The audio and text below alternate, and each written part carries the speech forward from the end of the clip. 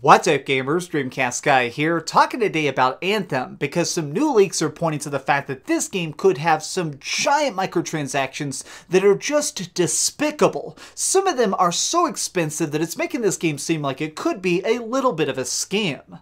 Before we get into that, I just want to say that obviously I'm a little bit biased here. I hate microtransactions. I have a personal rule of the fact that I don't buy them at all. My thing is, if I can earn a costume, I'll wear it. If I can get a cool gun, I'll use it. But as soon as it starts requiring that I swipe my credit card to have it, I don't even want to play the game. That's just a personal rule of mine. And I know that I'm not alone in thinking that. All the time I hear from you people about how much this stuff is just so far out of line. I actually even got a letter in my P.O. box a couple days ago from a young man named Josiah. This is a 5th grader, and he wrote me a letter to tell me how much he loves my videos, but also how much he's madly in love with his Nintendo Switch, his Xbox One, and how he thinks that microtransactions are garbage. Josiah, I love your letter. It's so freaking cool to see a well-spoken young man watching my videos. So I want to dedicate this to you, because I am totally with you when I say that microtransactions are garbage. They're just so far. So the leaked screenshot that got out a couple days ago, it's something that kind of got leaked, and I decided to sit back and ponder on it over the course of the weekend and really digest what it was showing, because even though it looks simple, it actually has some pretty heavy implications in it. So this is the screenshot that got out, and just glancing on it, it doesn't seem that bad. It just looks like an in-game store. But as you begin to analyze different aspects of it, you realize that this could be a very big problem for Anthem. So as you can see, this right here is a very fancy costume, and it looks like it costs 2,000 shards, which many people think is going to be about 20 bucks.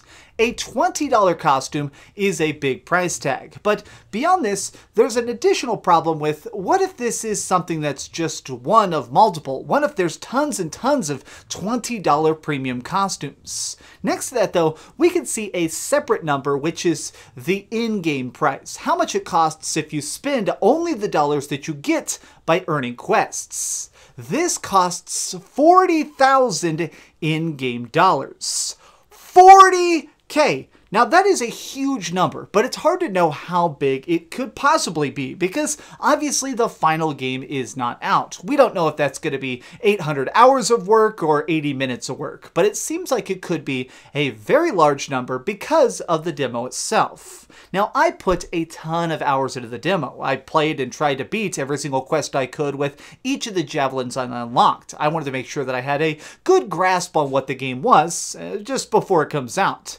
And something that was interesting in this that a lot of people over on Reddit have been talking about is that you don't really earn that much cash. When you're playing this, it seems like you earn about 800 in-game dollars every time you finish a mission. The missions in this are called contracts, and finishing them pays you a decent amount, and each one of them takes between like 12 and 20 minutes, which means that if you wanted to try and earn the $40,000 in-game that are required to get this super cool costume, and each one of the quests you're doing is paying you 800, that means to get this, just by doing normal quests, it would take you about 12 and a half hours. 12.5 hours to earn this outfit. But as you can also tell, in the screenshot, they showed the fact that there is a tiny timer at the top, meaning that the store constantly refreshes. This is a pretty clear indicator of the fact that they are going to try and rush you to either play the game like an absolute madman or buy stuff. This is the exact same system that's being used in Fortnite. False urgency, making it seem like, hey, if you don't hurry up and buy this right now, it's going to disappear forever. This is a methodology that unfortunately works, but it's definitely centered more on free-to-play games. It's something that's tried to try and make it where you feel like you have to buy it. Hurry up and buy it. This is your last chance to buy it. Oh, you can't buy it. This style of trying to rush people into buying stuff without thinking about it works. It's definitely something that's trying to target people, but having stuff that costs $20 seems like such a giant bridge too far, and it's starting to make me feel like we're getting another sense of the Call of Duty effect. Now, if you're a little bit younger, you may not have heard of this, but there was a problem about a decade ago called the Call of Duty effect, which is where basically Call of Duty, when Modern Warfare 4 came out, it was huge. COD 4 was just massive, to the point at which everybody was trying to emulate its success, but they didn't understand it. Before this, there were a lot of big open shooters, places where you'd be wandering around huge levels, there'd be stuff going on all over the place. But after Call of Duty, almost everything became a corridor shooter, where you were walking down very narrow hallways, trying to blast people, moving along, and just kind of sticking to a very defined path. This influence is still seen today. People are still just making corridor shooters because it works. It's something that is quicker to design, it's faster to build, and honestly, it's cheaper. So people just keep trying to churn those out. And I'm starting to fear that we could be seeing the Call of Duty effect with Fortnite. I 100% think that Anthem is looking at the success of Fortnite and the fact that they earned $10 billion last year, and they want to try and copy that. To what degree is a little bit difficult, but I am scared about this because people are already trying to excuse it. People are already trying to say, hey man, it's just microtransactions, it's not a big deal. Hey, it's just cosmetic. But it is a big deal. Being able to unlock and upgrade stuff in a game is the whole reason we play it. That is why we go into these digital worlds, is to try and express ourselves through this art. And you know what? I'm not even getting to the fact that there is actually a second part of this tab that they don't go to in the screenshot that says crafting. Does that mean that we'll be crafting cosmetic outfits, or does that mean that it'll also be possible to purchase crafting materials? Will we be able to buy upgrades for our guns and armor?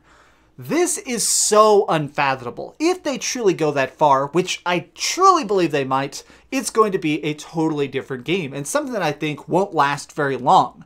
BioWare is somebody that's now trying very hard to make their overlords happy. They want Electronic Arts to keep employing them, keep them in business, and keep them out there making new games. And I think that's why Electronic Arts is definitely telling BioWare to be so incredibly careful with how they talk about this project. I've noticed that the interviews that are going on with the developers are very, very focused. They always say these things like, there won't be a single loot crate anywhere in the universe, and every single one of the updates and patches will be totally free. All expansions will cost $0.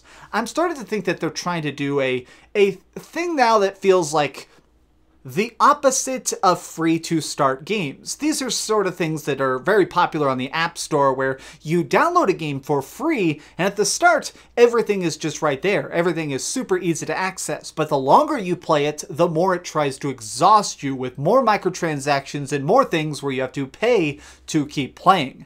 I think that Anthem could be the beginning of a different generation of that, where it's pay to start, pay to continue, where you're paying $60 and everything is peachy keen for a few months, but over time they slowly try and crunch you in to remonetize the fan base. This is something that we saw in a big way with World of Warcraft when they tried to release everything they could, from extra costumes to things like pets, mounts, everything they could sell you, they did sell you. And once again, I think that this could be happening with Anthem. It is still a month away. They have a chance to try and recover this economy, but I think that that is the main goal, even if they don't want to admit it. What are your thoughts on Anthem? Did you get a chance to play the demo before it absolutely crashed the servers, or are you somebody that is just so turned off by EA that you don't even bother looking at it? Let me know your thoughts in the comments down below. If you enjoyed this video, please give it a like, share with your friends, and subscribe if you haven't already. But do me the biggest favor of all and keep dreaming. Thanks so much for watching that video. If you want to see something else, you can always click this link to see what I put up last, or, you know, subscribe and see what's coming up next. Also, I promise that whatever I do, it'll try not to suck.